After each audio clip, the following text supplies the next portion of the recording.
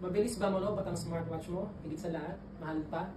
At kung kailangan mo hindi mo siya magamit, first, we have a solution here. So, as your 32, we always aiming to find the best quality products for you guys. Presenting the Huawei Band 10. My favorite feature and the reason why we purchased this watch is because of the QR code from GCash.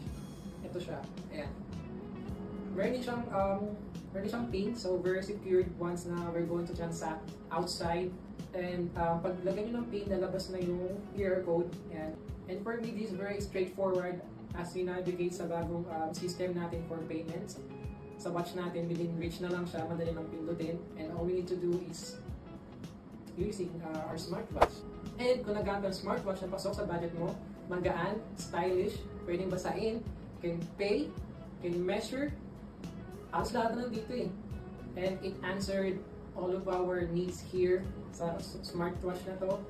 And kung gusto nyo itong magnetic na, ayan, magnetic siya, madali na siyang gamitin. I will link it also sa baba. And also works with Android and iOS users. Bibili ka ba? Comment below or tag your friends that who might need this. Follow for more tech tips.